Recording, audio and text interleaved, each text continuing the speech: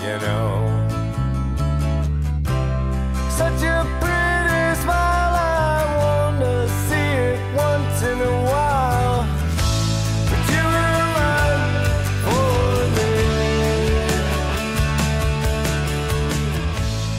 You were right for me.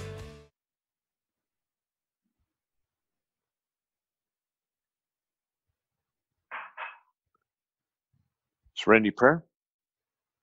God, Grant us the serenity to accept the things we cannot change, courage to change the things we can, and wisdom to know the difference. Okay, welcome to Real Raw Recovery, episode whatever. Okay, today's reading is Love and Fear as Opposites. No, that's not the right one. Sorry. No. Anger, a dubious luxury.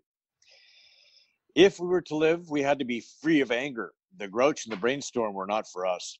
They may be the dubious luxury of the normal men, but for alcoholics, these things are poison. Alcoholics Anonymous, page 66. Yeah, there's an extra "the" in there that is a mistake here. They may be the dubious luxury of normal men, not of the normal men. Mine doesn't say the. It doesn't? Oh, mine's an older version. That's funny, eh? So they fixed it. Cool. Okay, so dubious luxury. How often have I remembered these words, those words? It's not just anger that's best left to non-alcoholics. I built a list including justifiable resentment, self-pity, judgmentalism, self-righteousness, false pride, and false humility. I'm always surprised to read the actual quotes, so well have the principles of the program been drummed into me that I keep thinking all these defects are listed too. Thank God I can't afford them, or I surely would indulge in them. A dubious luxury of normal men. Yeah, I was thinking about that judgmentalism. That's something I go to, and I go to frequently. And yeah, it doesn't make me feel good. Because when I'm judging others, I'm really judging myself anyway. So, yeah. There's a few things I can touch on, and then versus you opening, I can open if you want. Sure. Anger was one of the first major things that I worked on in early sobriety.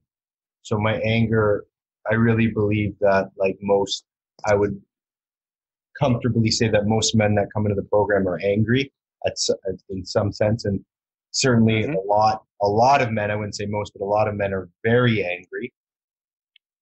Yeah.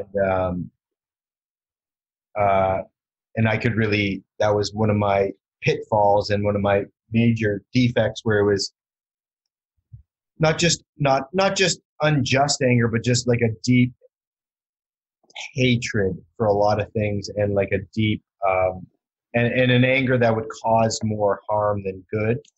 So it was certainly not a luxury that I could afford to have, because it would cause problems where it would create more problems. And and it was really interesting because I was angry when intoxicated. So that was a huge issue. And then so after you let go of the medication that you after you let go of self-medicating with drugs and alcohol, then you're still angry. And I was really furious. And that was a major breakthrough of dealing. A major breakthrough was dealing with my anger in recovery. And one of the main questions I would ask is asking myself, by doing an inventory, Tyler, why are you so angry? What really makes you so angry? What causes this underlining, this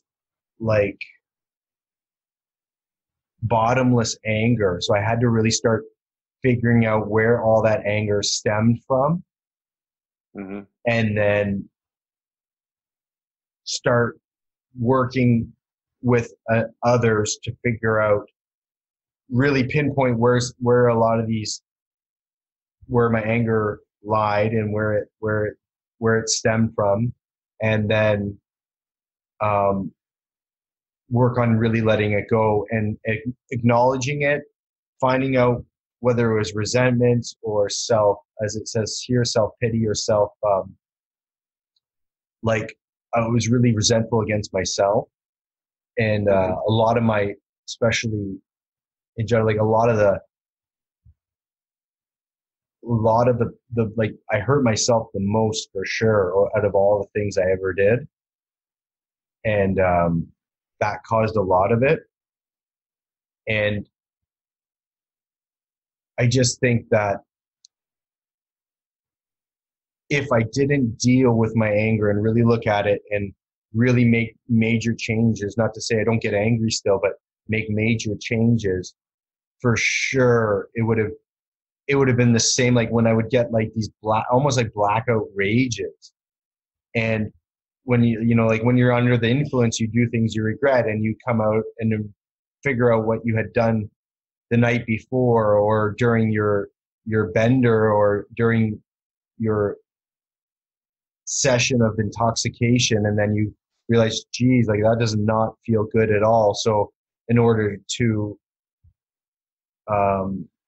refrain from feeling that, you would go back under again, and then you would, so it's that vicious cycle of like, well, being intoxicated, you do things that were despicable, and then when you would come to, you remember those things that you did and feel the shame and guilt of those things, and then you would self-medicate to not feel that. But then while you're under being intoxicated, you would do more despicable things. And I would almost have the same, not to the same caliber, but same thing. Like while I was really like blood curdling anger, I would do things I would regret. And then, Right. And so, because I really have a lack of control, as you would say. And I've heard that referred to as a wheel of misfortune. Yeah. Yeah. And so while I'm really angry, I would do things that were unjust and uncalled for. And then as I'd calm down and realize the carnage of my anger, it would really suck. So if I didn't change that behavior, for sure I would drink again, because the dealing with the wreckage of anger really sucks. And if you really stop behaving that way, if you don't stop behaving that way, you're going to do stuff that you really regret. And the only way to take away that regret is to drink, because then you can get pardon from those feelings. You can at least enjoy a momentary pardon from feeling guilty about your behavior and your actions and who you are as a man, because you're acting like shit, and really you are shit. I'll be one to say that you're shit, and unless you change from being a shitty person, like, then you're just gonna drink again. And that was one of the touch points I used to speak on so hard was anger. Like it would be one of my main touch points. I'd have like 3 touch points, and that was one of them. And I need to talk about anger because I'm so familiar with it, and I'm so familiar of the devastation of it, and I'm so familiar of changing like the majority of it. And like, I'm not the same angry person. I'm the same person in a lot of ways, but I'm not the same angry person that I once was. And I'm not the same, like, I don't have that, like, just imagine a good, like, I think you'd say litmus test is stub your toe, right? Like I hit my heel on the motorcycle yesterday. Like last night I was driving home from the market, and I bashed my heel against my motorbike. And I'm talking like, I thought like 5 more seconds, I would have been able to determine if I broke like my toes or something. Yeah. And then I realized, okay, I didn't, but God damn it, it feels like I did. Yeah. And it was actually my heel, but like I thought I busted my, I didn't think it was cut, but I felt like, oh my God, I might have broke something because it wasn't just like, so then all of a sudden you get this rush of blood, and in there is like this, there is anger in there because it's not debilitating. It's not like I lost a limb and then I got to like lie down. I'm furious because I fucking just bashed my heel. But I just noticed that after I expelled like deep breathing and like a bit of agonizing, like out loud. Yeah. So that's kind of where it got to. But like I had a passenger on the back of my bike, so I could have like I had the ability. I was gonna floor it. Like that's just I don't know if that everyone's like this, but I'm sure some men can relate. Like all of a sudden I was just gonna fucking floor it as if it was someone else's fault, and I'll show you. I'm gonna drive 100 in a 40 zone. You know what I mean? Like that kind of like Yeah. Yeah. like until the pain goes away or something. Like that was the only way for me to cope. But I didn't. And in fact, like the next speed bump that was coming up, I took it with somewhat gracefully. Like I didn't just fly over the speed bump because I'm angry and hurt physically. Yeah. Yeah. Yeah. So like that was a good that's a good litmus test because that'll show you where you're really at. Like again, I'm really a firm believer. And I'll end with this. I'm a firm believer in who are you when the chips are down, and like that's a small. Exactly. I wouldn't say that's all the chips are down, just hurting your heel on or stubbing your toe. But you'll see how fucking angry you really are when you really bash your toe. Yeah. Yeah. Exactly. Yeah. And you'll know, And like, you, okay, how angry am I? And what am I? Did I flip the table over? And did I punch a Right. hole in the wall? Or did I just and even like cursing, like, because like imagine like there's 4 people around and you yell out like fucking son of a whatever, and you fill in the. Yeah. You're like, gee, and then Yeah. someone's like, Jesus Christ, man! Yeah. Like there's a way to handle it, Yeah, even if yeah, you're in like yeah. like not critical pain, but like crucial pain, right? Mm-hmm. So I think that's a good litmus test to see where, and for me yesterday, I'm actually like, I didn't think about it again till now, but yeah, like I have a passenger on my back seat, a few thoughts that were in my, that immediately, like I indicated to the passenger though, like I'm in a lot of pain right now because I was. Yeah. So like I expelled it by going like, like, you would if you really like got hit in the knee Right. or something. And, Right. So and then it went, it probably took a full minute for me to recover, and I didn't break anything. So there you go. So you didn't say to your passenger, "Listen, I've really banged my foot hard. I'm quite angry, and now you have to die." Right. Now I'm going to kill your firstborn. Yeah, that's good. I just want to backtrack on something like that. Like I relate to that because I you know what, the litmus test for me is really on the golf course, right? I can tell where I'm at in terms of my spiritual conditioning and my ability to handle my my flaws, my imperfections. On the golf course is a really good, like I find that to be a real good you know example for me, like a microcosm of my life, if you will, because it's like how I handle my everything, the good stuff, the bad stuff, the whatever is you know if things are going well, I'm playing great, and am I too into myself and my incredible abilities? If I'm playing poorly and I can't seem to hit the ball straight, am I beating the crap out of myself? And how am I handling it when I do? Do I get really extremely angry, or am I able to sort of just settle down and just let it go and just accept life on life's terms as life is, because golf is like that microcosm, and really it's a good indicator for me if I'm walking down if I'm walking around the golf course and swearing and everything else, and I'm not in a good place. I know it's obviously it's got a deeper connection outside of this golf game. It tells me where I'm at. But another thing I want to ask you, I want to backtrack a little bit and ask you, okay, you talked about how you had that anger and that anger was such a big part of your life. How were you able to release that? Like, what did you do to work through that anger and get rid of it? I had to be accountable. Okay. So So, what does that look like? first you establish where the anger comes from. Whether So it's how do you get to the source of that? Like, what I mean, yeah. How did you get to the source of that anger? How do you figure that out? well, the Coles notes would be like you acknowledge what really brought up anger when you're doing your fourth and fifth Yeah. for a start. So then you just start there and like you see like certain things that happened in your past that you did or some other one else did that caused anger. So then you by sharing that would alleviate some of the tension that was inside. But then through 6 and 7, you would acknowledge in your daily behaviors or in your behaviors where I get angry. And then when I would commit the crime in the sense, or like when I would sin and I would get really angry, I'd have to be accountable for that anger and I'd have to make amends. So I would amend that anger. And in doing so, in my case with God, what would happen is when I make the amends, I don't want to do it again. The point is not just to say I'm sorry. The point is actually for me to say that this behavior is unwarranted and essentially I don't want to behave like this and wrong. And I don't want to behave like this. And I'm going to try my best not to behave like this anymore. And I need to be accountable. And you'd have a sponsor that you could be accountable with.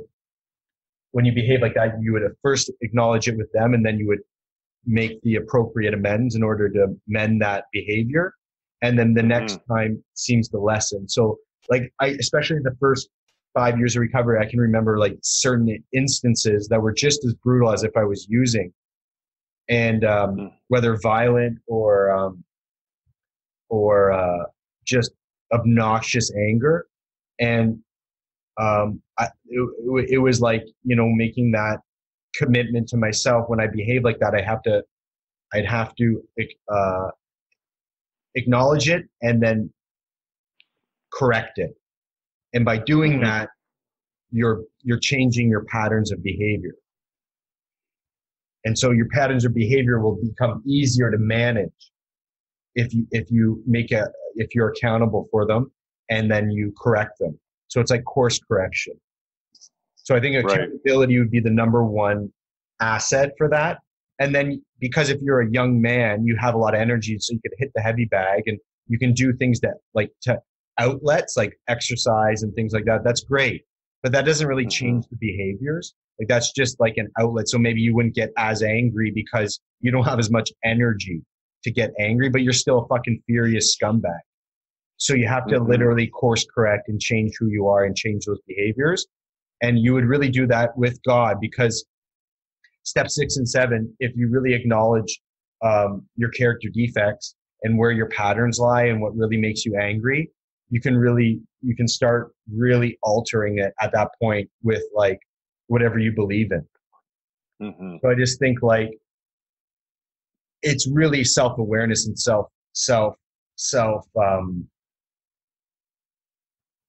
like it's up to you. It's up to you to manage that. And so when you realize that, and then you really fuck up, you had like a really like terrible day and shit just went south. The next day you wake up and that feeling is still there. You know that something needs to be corrected and done. So you would correct, you would make the amends to the person that you really, and that amends might need some action. That amends might not just need words, but an actual like course correction. And in doing that alone, you're going to start building different behavior, like you're building a different style of life. So the next time that you're fuming, you will naturally have the ability to kind of think ahead a little bit. And I don't think that's not a light switch kind of behavior change. And I think it's a series of events and a series of like trial and error and accountability and amends and like course correction. Course correction would be an amends for me.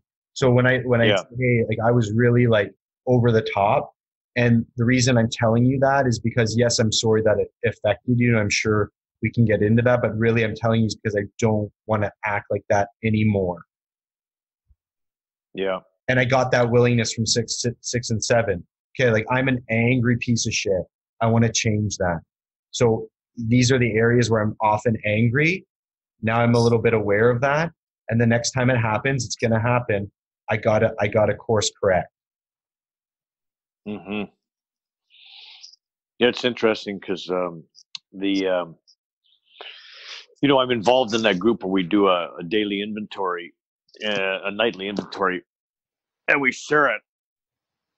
And a bunch of these guys, like I've never even met. We're going to Rochester, a conference in Rochester in June. And it's funny because I'm going to get to meet a lot of these guys that I've only met through correspondence of sharing our inventories. And right now, we've had various readings. Every once in a while, we change up the readings. We'll read through the big book, then we'll go to 12 and 12, then we'll go back to the big book. Or right now, we're reading Drop the Rock, which of course is all about 6 and 7. And in the first little bit of it, I've got acting as if, right. So we start to change ourselves. We start to change our behavior by acting as if we no longer have that behavior, right? So it's kind of like if I'm going to be angry, if I'm an angry person, if I've had this angry background, then I start acting as if I'm not so angry. But and I agree with all that stuff. It's like making amends, like for me dealing with my anger and my issues. Making the amends, making that direct, immediate amends was so beneficial, because when I do make those amends, it's a crushing of that ego. And it's also something that I don't want to continue to have to keep doing, because it's humbling. And ego, that crushing of the ego is a little bit of pain involved in that, and I don't like to do it. So if I stop being angry and stop acting out in an angry fashion, then I don't have to make all these amends that I'm making. And so it helps me to change my behavior. But a funny thing happens too is that once I start to make these amends, and for my intolerant behavior, then I start to have better relationships with the people that I'm making that amends to. And even if I'm not really changing that quickly, they can see in me, by the fact that I'm making amends, that I'm making that attempt to change. It changes the dynamics of that relationship. All of a sudden, I'm getting along with people better, and we're at a different level, which also decreases my anger. Right, because now these people I'm getting along with better, and they know that I'm not this angry piece of crap, because I'm making amends and I'm trying to change, and they can see that, so they have a better view towards me, and then I'm no longer seeing them as the people in my past who have been the in my sick mind considered the source of my anger. And then when they do something or say something, then they become that person in my past who I believe was hurting me. And I understand that they're not that person, because now I'm in a different relationship at a different level with them, and it changes the dynamics on so many levels that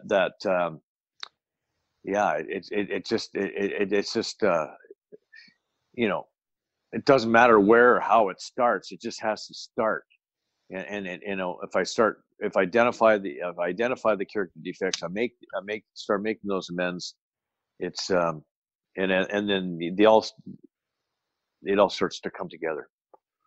And yeah, that's great. I like that. Yeah. But I think it also comes down, and then so like I'm going to build off of that even further. It's kind of, it goes back to the way I perceive much of life is return on investment. So like if you have a situation and you're able to see, okay, what did you produce when you went you flew off the handle, right? with no regard for anyone else, and you just expelled your anger however you wanted, and you had no self-control, and you created a whirlwind of shit, right? Destruction. Yeah. Yeah, and then you calm down and you wake up the next day and it feels like crap, right? Mm-hmm. And then you're blessed with a similar situation where it created a lot of problems for you last time, and you have all of a sudden you feel that same anger all of a sudden exploding inside of you, and you do half the amount of damage you did last time. You still might need to clean up a lot of the mess, but the damage is nowhere near the same degree. You can really see that, not only that growth, but just like, okay, so when I did this happened, and I felt like this, and when I did this, I felt, okay, this needs to. And then if you have a situation like, for example, I was telling you about my motorcycle last night, when I got to share that with you today, like, oh my God, I don't have any sort of, not only I don't have to make any amends, but I also, like, personally, like, I can literally sleep at night going like, I literally could have kicked the garbage can over, or like, maybe it was like a little bit unwarranted, but people understand I got hurt, so I'm a little angry, and so I kicked something, or Mm-hmm. I swore. I think actually I did swear, if I recall.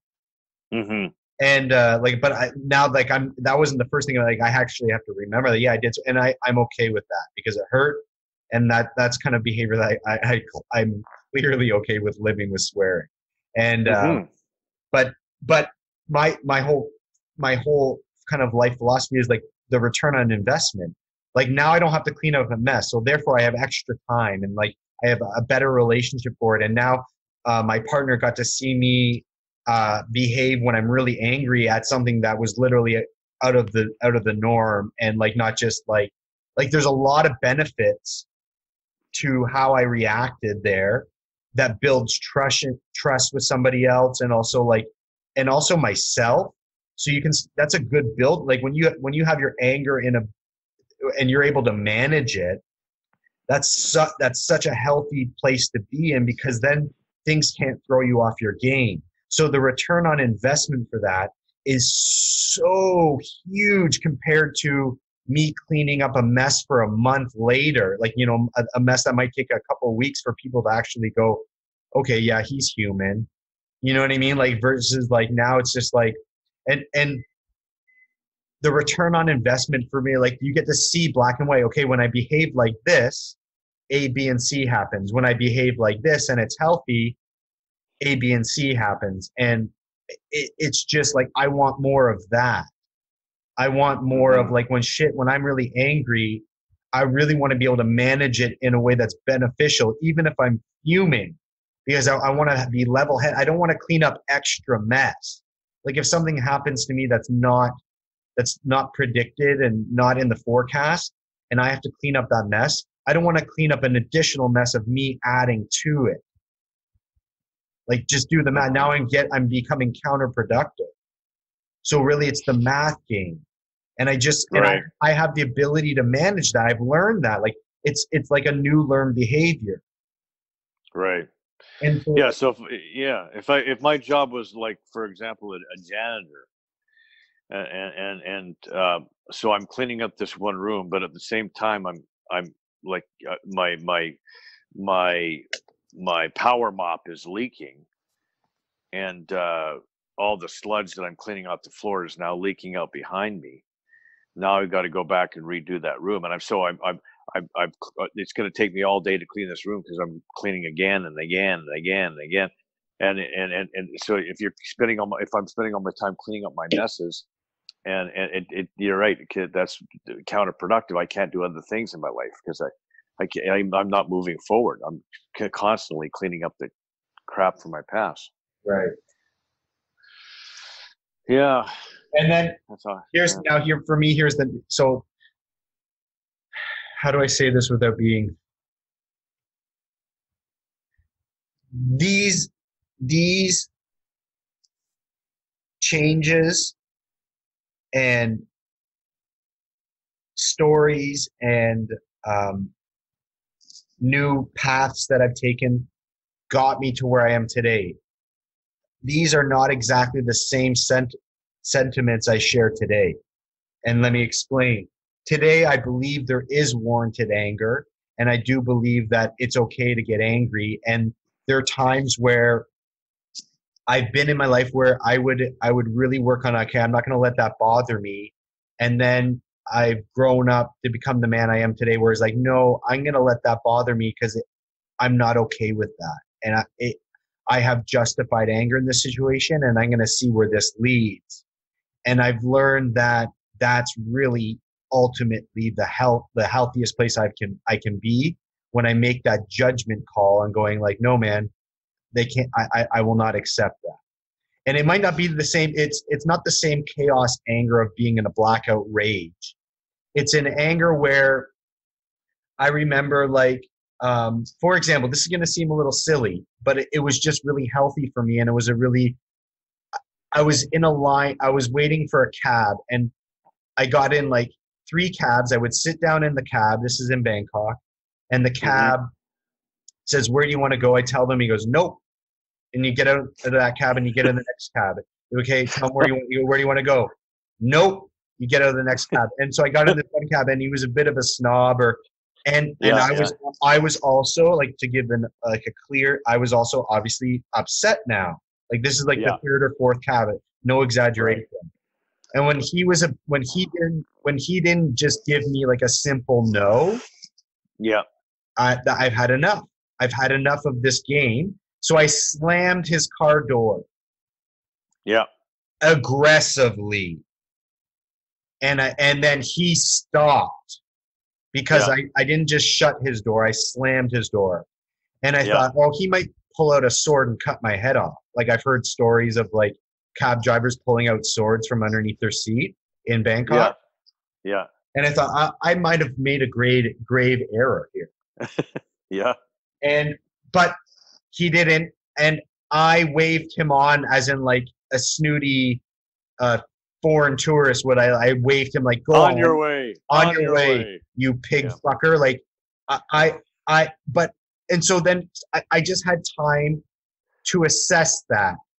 And after assessing that, when I said to myself, Dad, what? Good for you. Good for you. And so that was me after, like, the day after, how I behaved. Would it have been worth it if you cut my head off with a samurai sword? No. Was it worth it for me to go, I've had enough of you fucking clowns stopping, asking where the white man wants to go, and then just saying, no, I don't want to go there because it's busy. Well, everywhere's fucking busy. Stop playing a game. And I just felt like it wasn't like I was standing up for everyone by doing this. No, that wasn't my intention. My intention was, if you're going to pick me up and not take me where I'm asking you to go, I'm going to slam your fucking car door, especially if you're a dick, because I just don't like it. And I don't want that. And I'm okay doing that. And then you would ask yourself, well, am I backstepping? Is that something that you would really want to adjust? I'll give it like, I don't think you're going to slam every believe me, I've gotten in cabs. As a matter of fact, yesterday, 3 cabs, one guy drove me 50 meters and dropped me off, swear to God.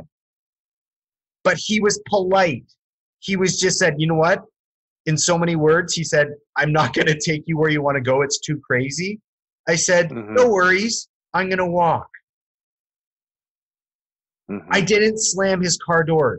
Therefore, now to give you the full scenario, when I told you I slammed that car's door, you think, oh, that's overreacting. That's unjustified anger. That doesn't make sense. I'm telling you now, I still stand by my decision from 2 years ago and slamming that door, because I remember it was very vivid. It was like extreme anger. And today I go, I'd do it again. That guy was a dick. And a perfect example is to bring it all home again is yesterday, a guy drove me 50 meters. I'm not joking. And then told me to get out of his cab because he changed his mind. Yeah. And did I slam his door? No, I did not. I said, thank you very much, or like it was very cordial. And I go, I understand it's very busy today, and I'm gonna walk. And then I ended up getting a motorcycle taxi instead. My point is, my anger at the time, I had to really look at it. It was manageable, and I made a call. I made a call to slam that door, and I made a call to behave that way. And then I really assessed it, and I felt like I'm cool with acting like that sometimes. Sometimes, if you're gonna step on my foot and I'm wearing $300 shoes, you might get shoved off my foot. Mhm. And it's kind of like, yeah, I guess I'm gonna go, Tyler. I'm okay with that, man. Like maybe stepping on my shoe unknowingly doesn't require a shove, but maybe it requires me like physically moving you off my shoe. And like that kind of mentality. And I had to come to terms with, Tyler, I'm going to stand up for you. And if that means that you need to get angry, I got your back, boy. I got your back.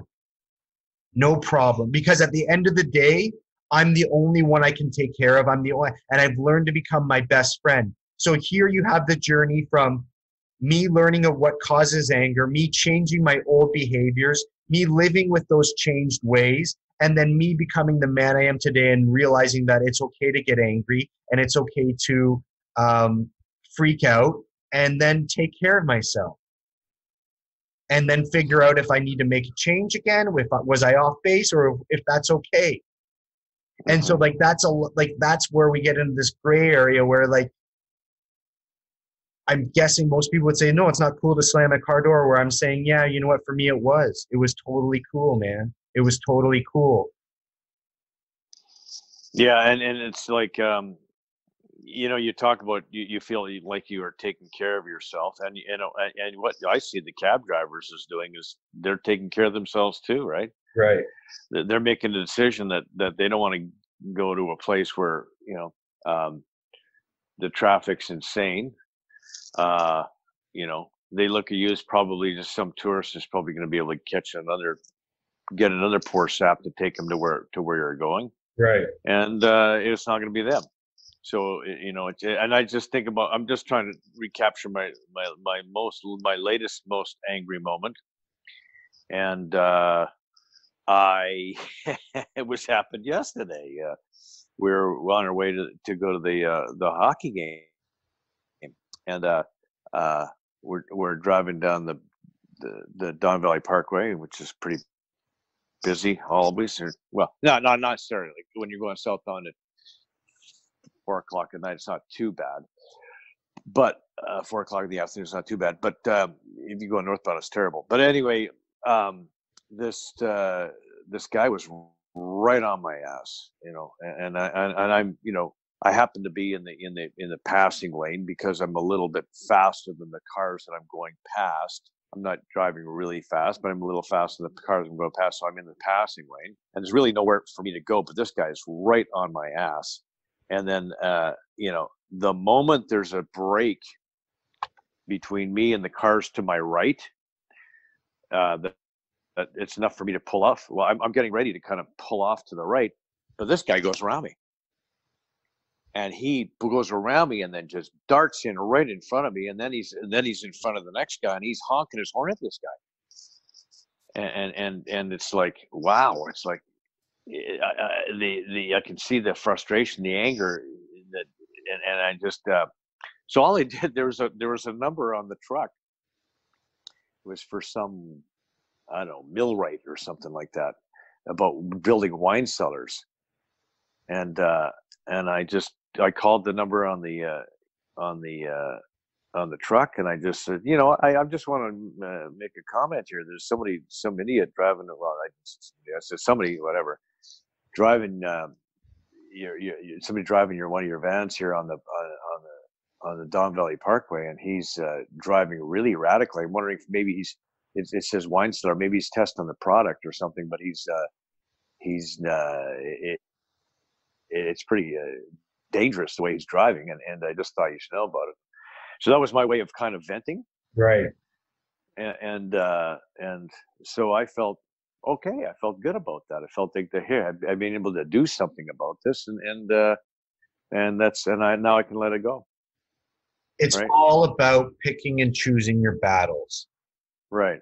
And Right. I just have learned that when I make the call, which is actually super few and far between, when I make the call to battle, I've now Right. learned that I'm all in and I support you, Tyler, 100%. And as I said, when that guy dropped me off 50 meters later out of the cab, that's not a battle I'm engaged in. When you kind of wave me off like I'm nothing and I'm wasting your time, meanwhile, like I got in your cab, Yeah. I don't like, and I don't, again, I don't know if I'll do that every time. I made the call that day to choose that battle. You know what I'm saying? Mm-hmm. And I just stand behind it because that's the man I am today. When somebody, like, do I think you should get out and fight somebody because of road rage? That's really not a smart battle. That's not a smart battle to get invested in. But I just know that, like, when I make the call, okay, Tyler, I'm in. This needs a situation where it's crossed the line for me, and what I support my behavior. Like, if it, I can't remember the last time I've been involved in violence, like literally violence. So I think we're going to be okay. So now I can trust myself, but I also know that my anger is going to also help me through this because I'm engaged in this battle that I'm invested in, and I just believe in myself enough to go, no problem. I got you. I got your back. I'm not going to second guess myself. Well, I think at the end of the day, it's always about what we can live with in ourselves, right? It's the bottom line is what am I comfortable? What kind of behavior am I comfortable with? Right. And so we all have to ask ourselves. But when it comes to anger, like I think anger's a bit generally, I think, a secondary emotion. I think it's like for example, yesterday, in my situation, I'm thinking that's probably fear. Okay, that's fear because I'm fearful because the way the person's driving, I'm a little bit fearful of my safety or safety of other people on the road, and fearful that something's going to happen as a result of this guy's driving. So there's fear. So then the fear shoots into anger because that's what the next thing that comes up for me is I feel is the anger, and so. What is the fear based on, and what is the anger based on? First of all, what is the anger based on? Where does that take me to? If it takes me to a place of fear, then I go, okay, what is that fear based on? And then what can I do about it? To maybe alleviate my fear. And I think that's, if I can do that, I'm in a good place to I'm in a better place to take care of myself and to be authentic. Yeah. I think that I like that word, authentic. I just think there are times when I've gotten angry as a result of me taking care of myself, and I typically go, I'm okay with that. Like, I'm okay with that level of anger. I think it was appropriate for the situation.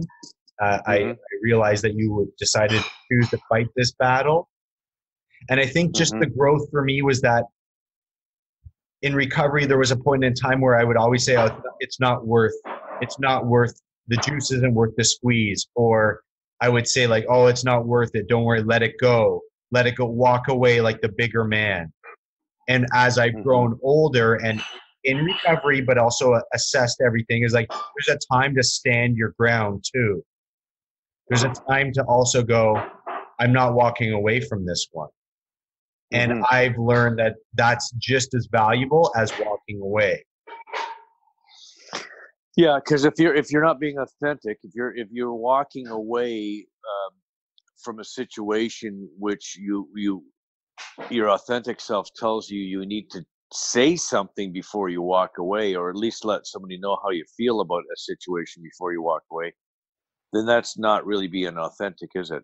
Right. So I mean, so if because I've done that. I like, yeah. I think we all have, But I think that I've walked away and resented myself. Yeah, I've walked away and felt like shit. and I've gone, oh, it's not worth the fight. It's not worth the battle. Mm-hmm. And so I've learned from that because I felt like I was too soft.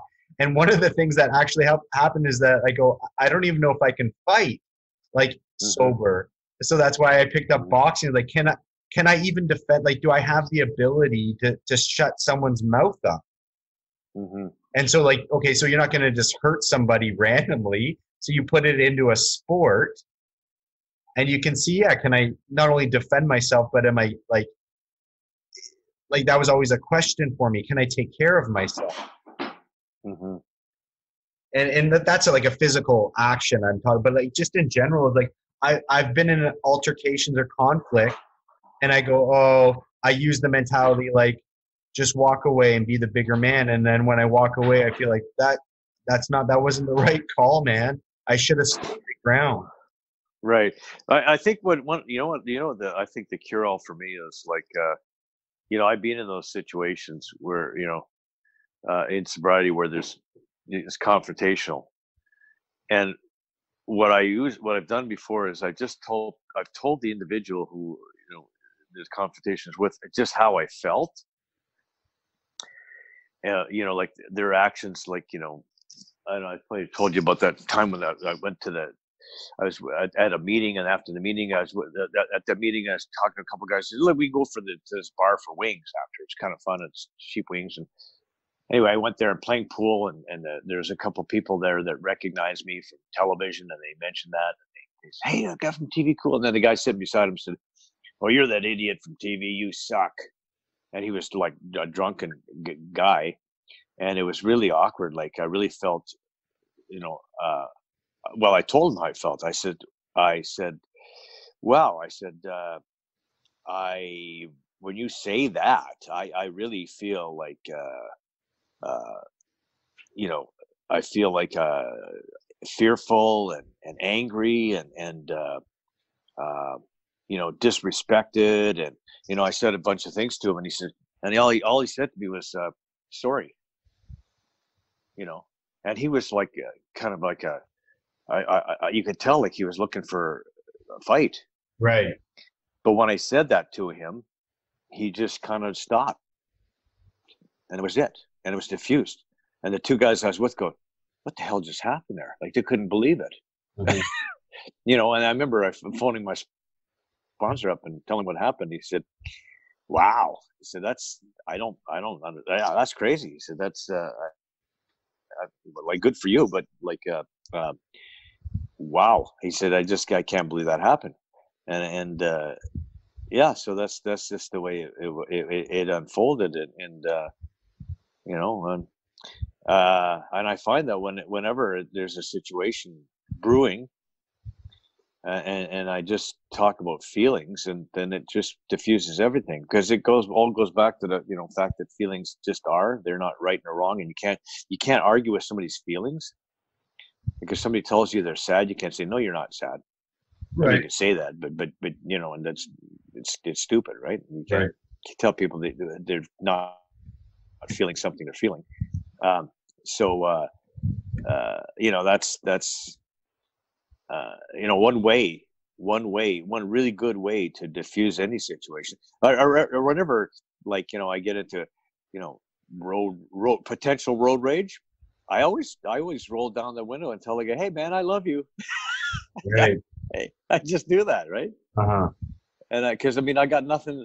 Like there's no need for my ego to prove that I'm right or anything else like that. I just say, hey man, I love you. And I know it freaks them out. Like they can't figure out what the hell is going on, but it doesn't matter, because it's like, I can see people getting really angry, man. Hey man, I love you. Or if I find, like, for example, like if I've accidentally just to cut somebody off, or I'm about to cut somebody off and I don't see him, I hear the horn honk and I go, oh geez, I'll wave to him and say, oh, I'm sorry. Like I don't have any problem with that. Like, it's like I feel the need to be right in those situations. So right.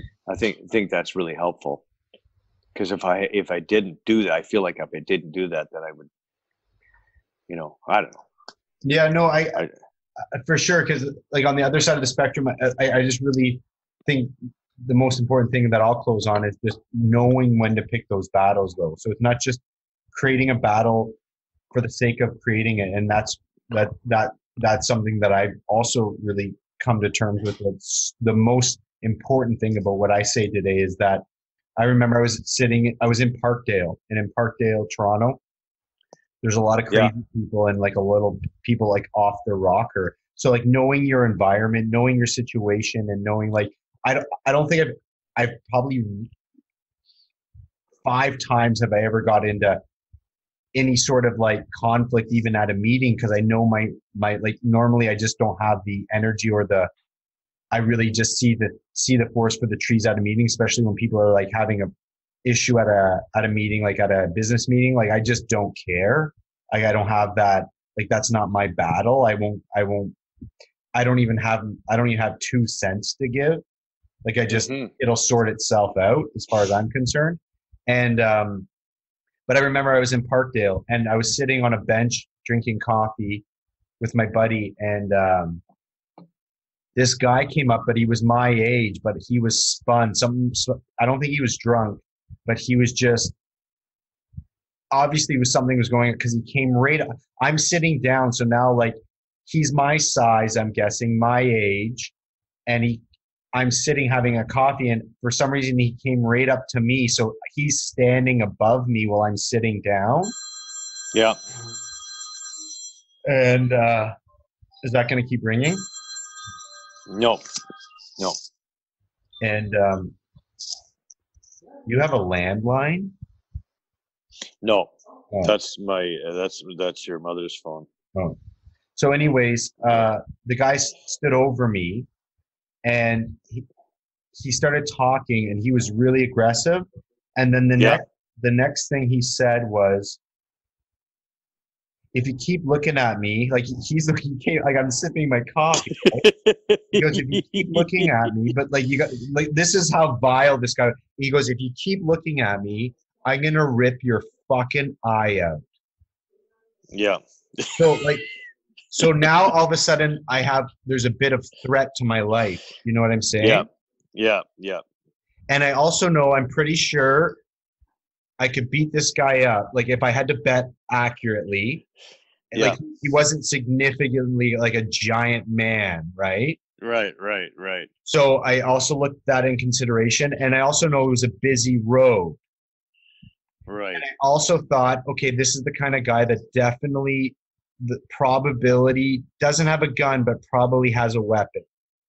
Yeah. And he just told me if I keep looking at him, he's going to rip my fucking eye out. And it was very humbling, because that's a statement like, I'm going to punch you in your mouth. No. Right. Like when somebody says something like that, it changes the game a little bit, whereas like he's pretty serious. Yeah. And I remember I was able to quickly assess that battle, and I did not want to engage. I did not want to risk throwing him on the road, getting hit by a car, him stabbing me, or me beating the shit out of him and then having to deal with months of court or something like that. Right. Or him physically beating me up. Like who knows, right? It was all on that table in the very moment. And I remember I just shut my mouth at that point, because it was rather startling. But I felt my safety, and I was also like and I was with my buddy, and so like, you know, my ego's on the line, there's all these things, but I was able to go like, this guy clearly isn't worth it. That's where you were able to go like, this whole situation is not good. There's no win here. Like, even if I were to defend my honor or defend my anything, it will not be good. So I remember, I think I just like, I don't remember, but I definitely did not engage where he had a reason to make any sort of movement. And I was also in a position where he's standing over me. Like I'm rather in a helpless position. Like I would have had to stand up. I think that was what I questioned myself. I either stand up or I remain sitting and let him continue walk. Right. And that was the right call. And I remember feeling like after I felt like, yeah, really a big part of me wanted to do something. I didn't like feeling threatened like that. It was Right. very intense and scary. So Yeah. then it brings up anger, as you're mentioning, like a secondary emotion. Like I'm angry that he made me feel that way. Mm-hmm. But I was able to assess the whole situation to know that, like, I'm telling you, it would be a lot different if I knew the guy, because like now all of a sudden there's a lot more, like there's more to the story. And it might have been a different, like, hey, don't say that to me because I'm going to see you again, right? Like you can't, like, so that's where you have to really learn to be able to balance when you would choose your battle and when you would not. Mm-hmm. Like if I knew the guy and somebody talked to me like that, and like he had, let's say, like I was in a community where like I was sharing rented spaces with other individuals, and if there was an individual that was renting a space near mine, and I know I got to see this guy fairly regularly, and he were to say that to me, Mm-hmm. well, now we have a big problem. Right. But for a crazy guy in Parkdale, you got to learn to go like that's not where you want there's no that's one of those situations like I'll never see that guy again, and if I did I wouldn't recognize him. Mm-hmm. So like that's Mm-hmm. why I'm not just saying like, so I have that discernment where it's like, okay, that I did feel threatened, I felt humbled, I felt scared, but that doesn't just mean I get to behave however I want. Right. But I think yeah. what I'm saying is if I did know the guy, like let's imagine you worked with a guy like that, for some reason it escalated to that situation, Mm-hmm. which is highly unlikely, obviously. But like, if it like, it might be like, hey, I'm going to stand up for myself here because it seems like this situation is now warranted. That where if you tell someone you're going to rip their fucking eye out, like, good God, Mm-hmm. man, like that's Mm-hmm. crazy. And now I feel very threatened, and I will not let someone say that to me. Right. But like I had to use that judgment call to go, this is not the guy to pull that trigger on. Yeah. Well, yeah. And you know what? Like, if you think about, you know, how it all unfolded, it's all okay. Thank God, Because man. you're okay, and who knows what. I mean, probably he's that. I would venture to guess the guy's either dead or in jail or recovered, right? Or on the road to recovery or something, because that's basically the only place he can go with that kind of attitude and behavior. Right. You know, you're gonna. I mean, if for example, you could have been somebody else who also had who may have also had a weapon on themselves, right, or something else, right? Right. And it would have that same scenario would have unfolded in a completely different way. And if that guy's going to be going around, you know, acting in that manner, something's going to happen, right? You can't live a life like that, doing that kind of thing, and not have things happen, you know. So it wouldn't be very long until something happened. But the bottom line is for you, you know, you are okay. Here you are. Right. Right, here you are. Yeah. Crazy.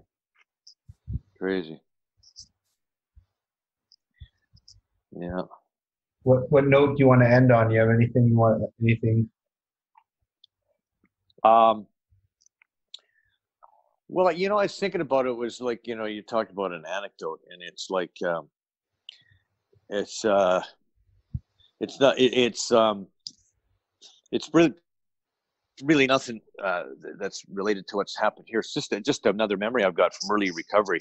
So I got this fella who was coming to meetings, and I met him, and we met, I think, at a discussion meeting, and we chatted afterwards, and he asked me to be a sponsor, and I probably had about I'm going to say a year at the time, sober, and he asked me to be a sponsor. His name was Andy, And Andy was originally from Poland. And so he was actually from an area that was really close to the big nuclear disaster they had in Chernobyl. He was close to that, and in Poland he was a teacher, and then he moved to Canada, and he was actually working as a custodian at for the I think the separate school board. But at the same time, he was working on getting his on becoming a teacher. He's working towards getting his designation. He was going back to school to take some courses, and he's working at custodian. Just a really happy guy, a really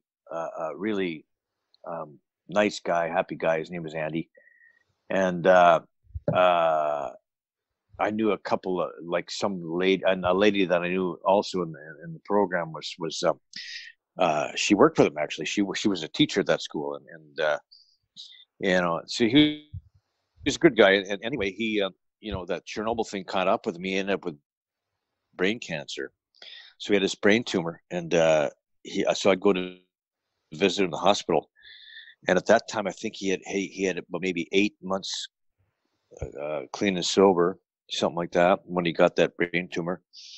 And he lived for probably another maybe 4 months or something like that. And I'd go see him, and he was just always incredibly grateful.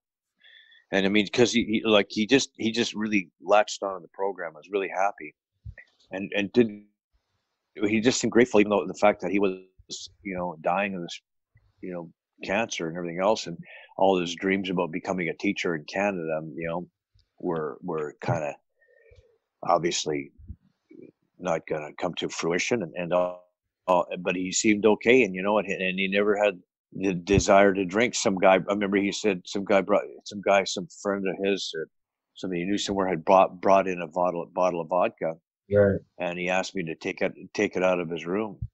And this is towards the end, and it was one of those things that I remembered, right? And one of the stories I remembered, and he ended up passing away, and I went to his funeral, and there wasn't a lot of people there, but some people from his school and all that, and he had no family. I think there might have been like a cousin or something, but I just remember that he was just a great guy to know, and it was just a nice memory I had. What would be any takeaway for you from him? Like, what would you take away from that? I think I would say grace under pressure, right? Grace under, because I can't imagine that being in that situation where you're going to die and you're dying, but like continue to be grateful, and continue to be really okay. Like he was just okay. Right. He was just okay with the whole situation. It was inspiring for me.